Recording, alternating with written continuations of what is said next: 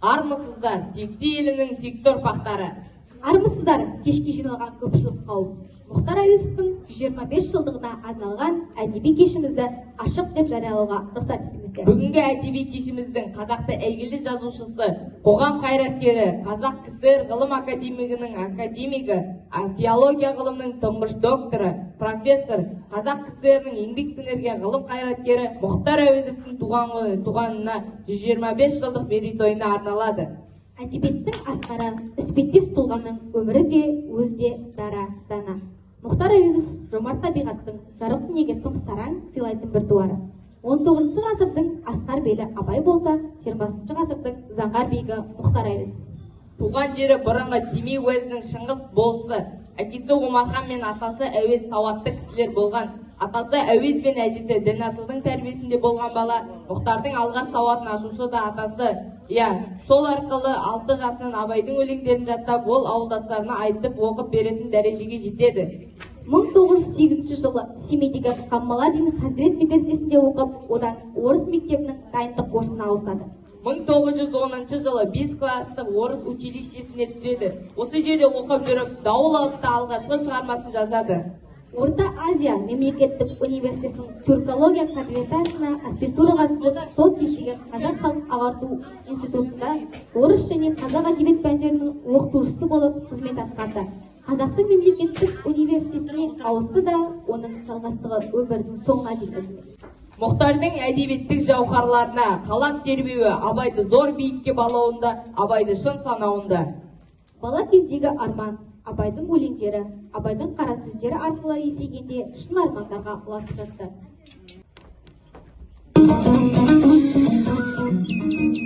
Абай Құнанбаев білімден шыққан сөз. Білімден шыққан сөз, талаптыға болсын сөз. Нұрын сыртын көруге, күндейше болсын көз. Жүрегі айна күндояу, сөз сыйламасын баяу. Ойды нұрын тұртаяу, ұқпасын ба сөзінде. Әбілет басқан елер ме, сөзге жуық келер ме? Түзу сөзге сенер ме, түзілмесін білгенін.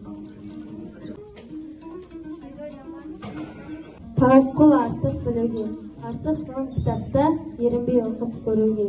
Военный қызмет іздеме, оқылы киім киюге, бос мақтанға салынып, бекер көкірек керуге. Қызмет қылма оязға, жанбай жатып сөнуге, қалай сабыр қыласың, жазсыз күнді сөгуге. Абай Құнанбаев жасында ғылым бар деп ескермедім. Жасымда ғылым бар деп ескермедім. Пайдасы көре тұра тексермедім. Ер жеткен соң түспеді ұлысыма. Қолымды мезгіліне кеш сермедім. Бұл марқұм қалмағыма кім жазалы. Қолымды дөп сермесем өстермеді. Адамның бір қызығы бала деген. Баланы оқытудан жек көрмедім. Баламды медресеге білдеп бердім. Шен алсын қызмет қылсын деп бермедім. Абай Құнанбайұлы, жігіттер ойындардан күлкі қылмады.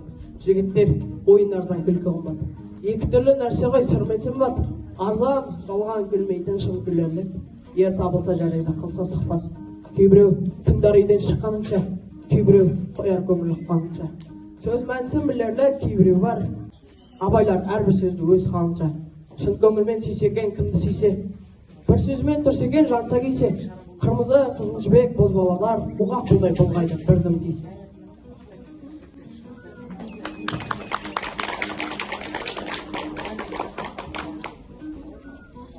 Алдарыңызда Абайдың өлеңдерін мәнерлеп оқыған сыныбымыздың оқушылары Сүлеймен Олжас, Айзақ Ұлдана, Айболла Гүлнұр, Қадырман Берей.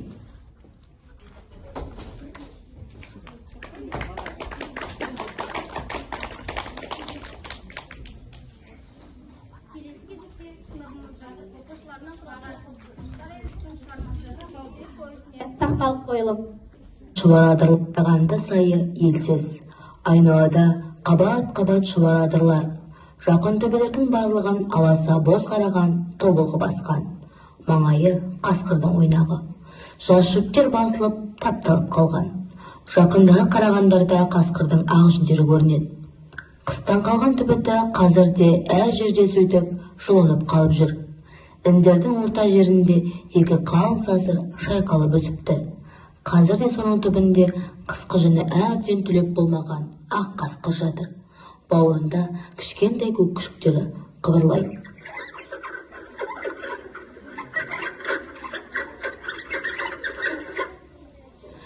Ертеңіне түсте жат иіс шықты. Алыстан әлдеқандай дабырлаған дауыстар естіліп, жақындап келе жатты.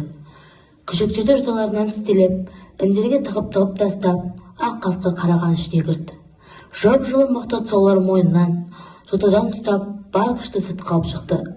Жеті күштің бесеуін көздеріне қарап отырып өлтірді де, екі кішкенесін тірі қалдырды. Кезерде бұның біреуінің тірсегін қиып қалдырды да, екінші біреуін ең кенжесін алып жүріп кетті. Қалған жал күшті тістелеп алып, екі қасқыр жоқ болды. Ін қаңырап қалды. Тұтқын болып кеткен көк күшік ауыл тұрғыны болды. Иә, осы күшікті асырап өсіріңдер, ауылды қорғайтын ең мықтысы болады. Асырай, Ұрмашжанға серік болсын. Ұрмашжан, серік болсын. Аты көксерек болсын. Жарайды онда. Көксерек болса.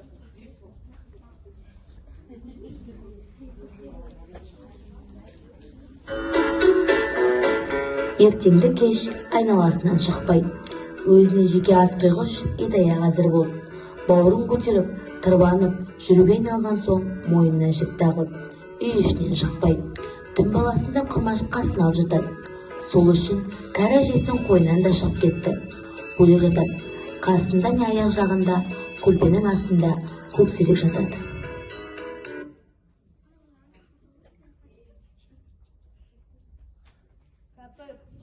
Бір уақыт үлкен үйдің үлкен қарала төбеті оңаша табыны алып соғып, көп езгіледі.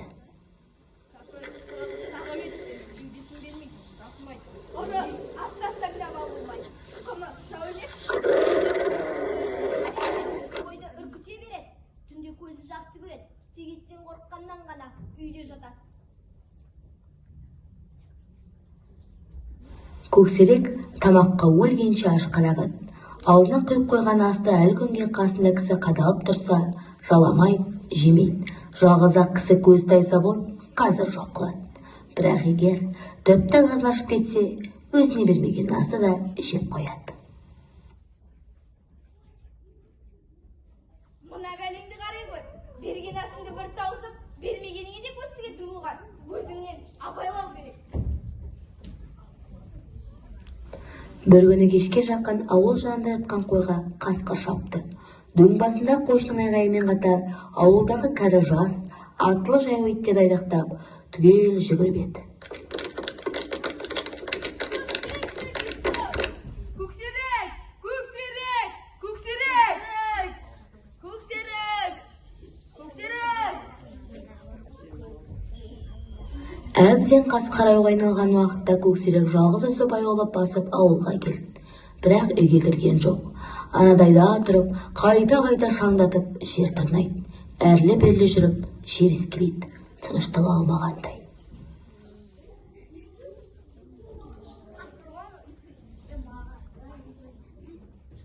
Мұнайлап бірінің көзі жап-жас болып кетіпті ау. Қой балам, оны өлтіріп, терісін алмасақ болмайды. Жоқ әке, тиіспеңізші. Көксеректің ешқандай кінәсі жоқ. Көксерек тағы жоқ болып шықты. Бұл жолғысы шын болды. Енді қайтып оралмастай болып кетті. Қарны ашқаннан қораға жақындайын деп еді, көп итте шула біріп, маңайлатпады. Қатты аяздан тұмсығының ұшы, езуі ашып, шыдатпай тоңа бастады. Табанына өткен ызғарды аяқтарын қарып, қатырып барады. Қайта жұртып, адырға шықты. Алғаш рет амалсыздан көкке қарап, аузын ашып ышқынғанда ішінен зор дауыс шықты. Күтпеген дауыс. Көксеректің ең әуелі olғаны осы еді.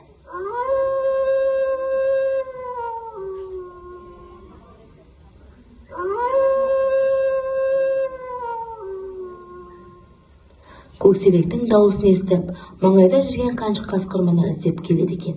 Екеуі екі беттен бірін-бірі көрісімен қарсы ұмтылысты. Етпеттеп біріне бірі жақын келгенде тістерін тегіспей қағысып өтісті.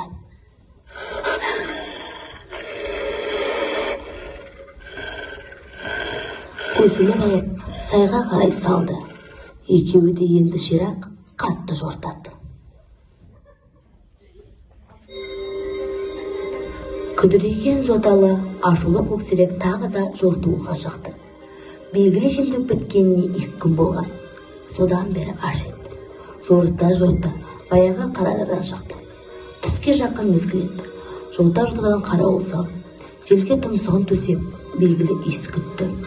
Алыстан таныс иіс келіп, мұрнына жетті. Маңайға жалт-жалт қарап алып, қырдан-қырды, адырдан-адырды кезіп отырып, күнбатысқа қарай шырқап салып, көп іздеді. Аяғында, күн кешке жақындағанда, бір жотаның басында жошайған атлы қойшыны көрді. Жалғыз-ақ қарасын көріп қалған қойшы айғайды салып, бұған қарсы шапты. Қойшы үлкен емес, бала дауысы шошытпайды. Қой дүркіреп-дүркіп қойшыға қарай қашты.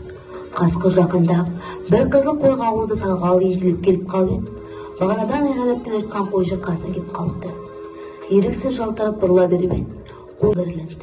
Екпіндеп секіріп, ырылдап кеп, баланы бас салды.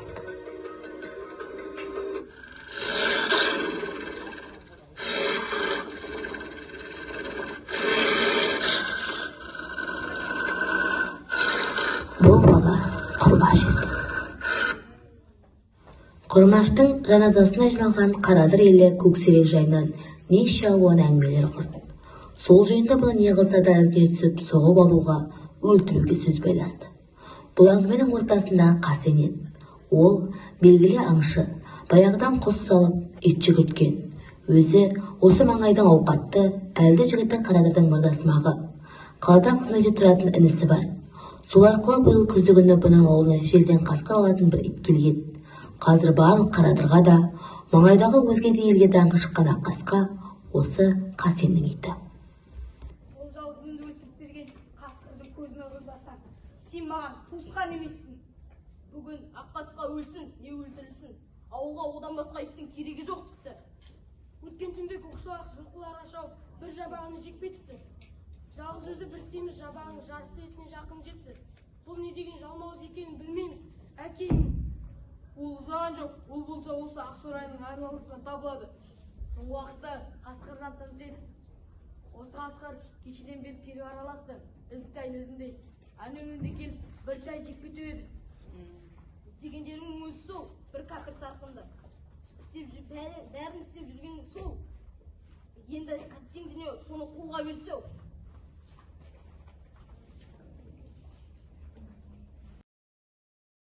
Қасен жуан қамшының сабын көксеріктің көмкейіне тығып жіберіп, мақтап басып тұрып, жауының тұмсығын жоғары қарай қайырып жіберді. Аққасқаның қан басқан тұмсығынан көкшолақтың тістері бір-бірлеп шығып кетті. Аққасқа сонда ғана бүйірін тартып тыныс алды. Қуарғадай, теңдалып еді, езасы еді, бауыздан салып өткеннен басқа нетіп еді менің құлыным. Құдай-ай, Құдай-ай.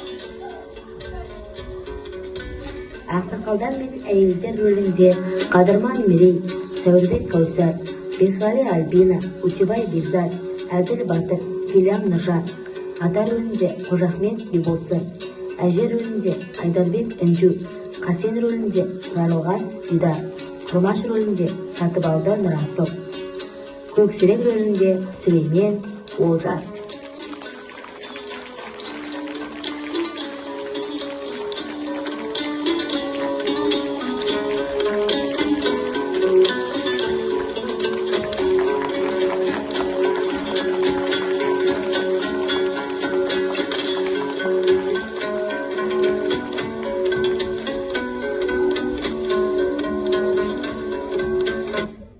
Келесі кезекте Адам Гүлімнің орындауда Дәріғаш өрнек күйін қарсы алыңыздар.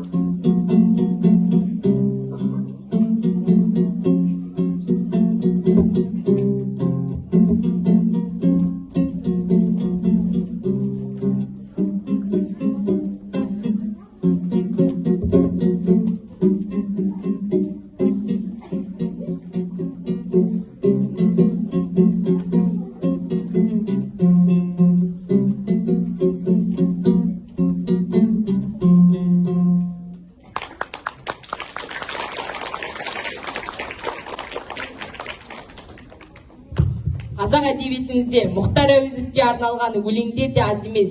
Келесі кезекте Қасым Аманжоловтың, Сырпай Мәуленовтың, Расул Ғамзатовтың, Мұхтар Шахановтың Мұхтар Әуезовке арналған өлеңдеріне жол береміз.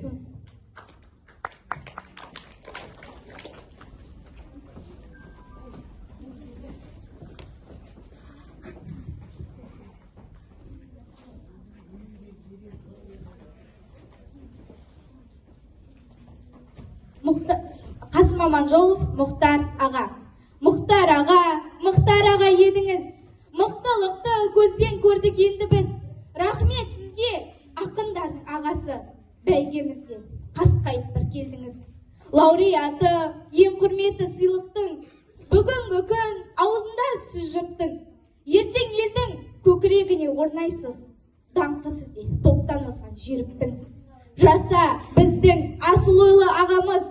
Сізбенен біз талай құрмет табамыз. Сізге риза қалың қазақ баласы. Сізге риза сонау абай бабаңыз. Кеудеңізде алтын ғасыр суреті, тұлғаңызға бір қарасын жер беті. Ұқсын әлем қандай екен жанымыз. Рахмет сізге дана халық перзенті.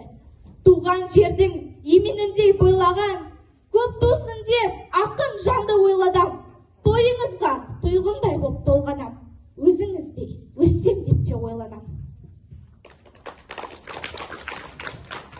Сырбай Мәуленов, Мұқана, биіктеп Алатаудың талғарындай, тереңдеп Атыраудың аңғарындай, ақылдап жомарт көңіл келе жатыр қазақтың даласының аумағындай.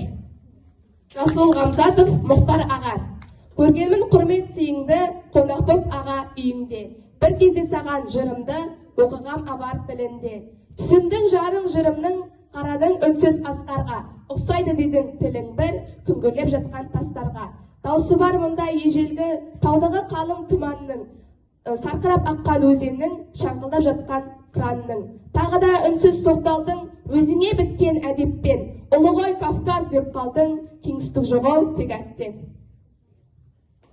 Мұхтар Шаханов, Мұхтар Әуезовке. Мықтылардың күйін шертіп өтерген, заман терек адам соның бұтағы. Мен туғанда досым сенің әкеңнің, жазылыпты Абай жайлы кітабы. Менің әкем соны оқып ұзақ түндер отырыпты оңаша.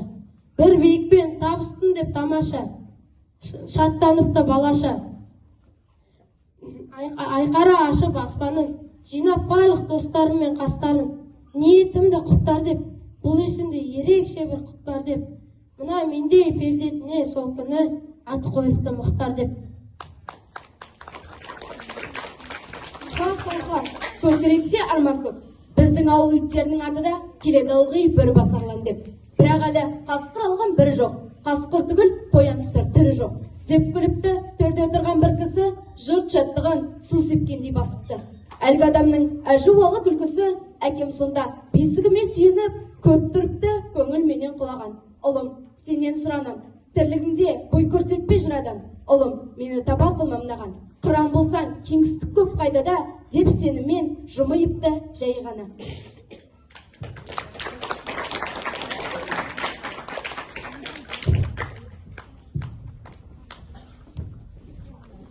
Сыныбымыздың оқушылары Абдрахман Берекет, Қуанхан Мадина және Сатыбалды Нұрасылды Мұхтар Әуезовтің шығармаларына арнап өз қиялдарымен салған постерін көрсетіп таныстыруға шақырамыз. Менің салған пьесам еңгілік кебет. Бұл пьеса ғашықтар туралы.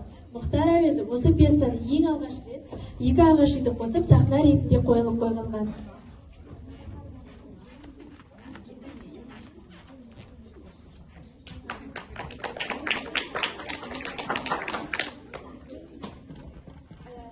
Мен Мұхтар Әуезовтың өзі қызығып Абай жолы атты поэмасын суретін салдым. Бірінші кезеңде ол өзінің бірінші кішкентай кезінде ол өзінің Зере атты әжесімен өзін танып, көптеген ертегілерді біліп, және үйренген кезін салдым. Ал екіншісінде оның Абайдың әкесі оны оқу үшін 13 жасында медресеге жіберген кезін салдым. Ал үшіншісінде ол өзін жазушы ретінде дамытып, бүкіл әлемге танымал жазушы болған кезін салдым. Үшіншісінде болса ол үлкен болып, ол қартайып, ол қартайып көп жастарға өзінің нақыл дана сөздерін жазғанын салдым.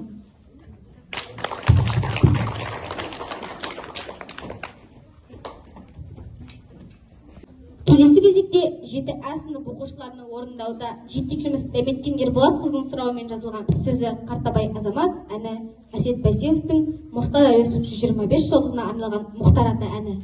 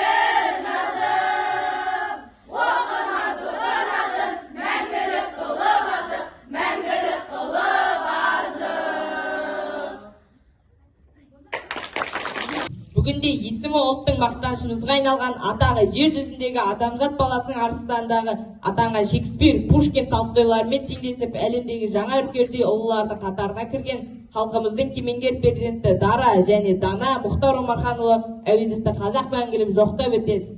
Мұхтар Әуезов жомарт табиғаттың жарық дүниеге тым сараң сыйлайтын бір туары. 19 ғасырдың Асқар Белі Абай болса, 20 ғасырдың Заңғар бегі Мұхтар Әуезов. Қанша ғасыр өтсе де, қанша дәуір өтсе де, қазаққа сара алып берген Абай жолы жалғаса береді.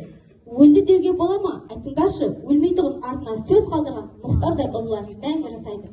Құрметті қонақтар, әлемге Абайдың дананы танытып, өзі де қайталанбас біргей тұлға болып танылған Мұхтардай ұлыға арналған әдеби кешімізді осымен тәмамдады. Қош, сау болыңыздар.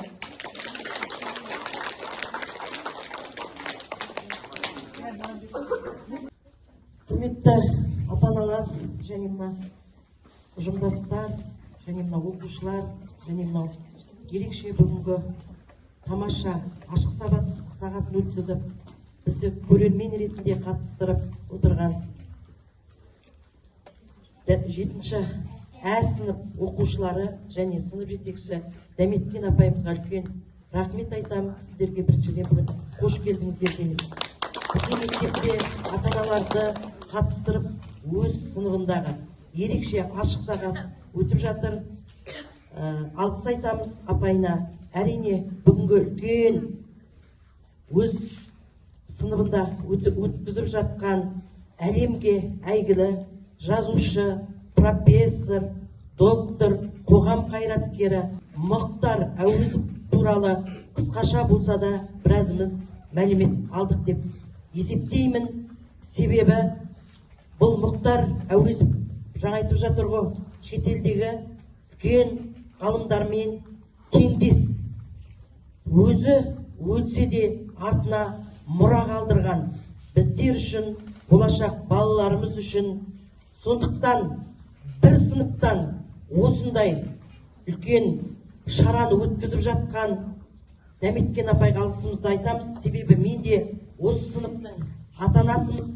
Дәметкен келгелі осы біздің оқушыларымызда шыны бос уақыттары тиімді пайдаланып жатыр деп есептеймін. Әйтеуір үйге келгенде кітабын оқиды, мектепке келген уақытта әйтеуір уайымдамаймыз. Әйтеуір бос жүріп далада жүріп қалды ма деп бәріміз жұмысқа кеткен, бәріміз де жұмысқа кетеміз ғой. Сол уақытта мектепке келіп қарасам, әйтеуір балаларымыздың барлығы не кітапханада жүреді, не кабинетте дайындалып жатады. не акт жатады. Сондықтан бұл Дәметкен апайымызға мынау балалардың бос уақытын тиімді пайдаланып, балаларымыздың өмір қауіпсіздігіне бірден-бір жауап беруге, сонымен қатар біздің осы мектепте өткен уақытында тәрбие мен білімді қатар беріп жатыр деп есептеймін. Үлкен рахмет.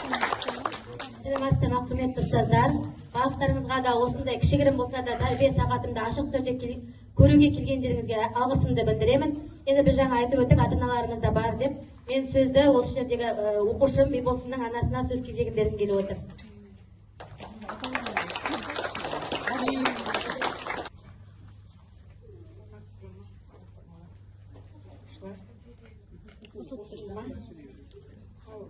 Бүгін балдарымыздың өнеріне тамашалап куә болып отырмыз. Дәметкен рахмет, осы балдарды осындай өнерге жетелеп жатсаң. Балдарымыздың осы мектептен тұсауы кесіледі ғой өнерге. Бұйырса жоғарыдан белестерден көріне берсін балдарымыз. Бүгінгі мерекелеріміз оң болсын, осындай мерекелеріміз көп болсын. Беріп жатқан тәрбиелеріңізді куә болып жатырмыз балдарымызға. Рахмет. Осындай шаралар өте берсін, балдарымыз биіктен көріне берсін. Рахмет. Үй неғып жатсың жастығыңды қолданбай, үй неғып жатсың мандайтынды ойланбай, үй жүргеніңде жайбарақат шайғалып, үй кетіп жүрмесің миқиға айналып.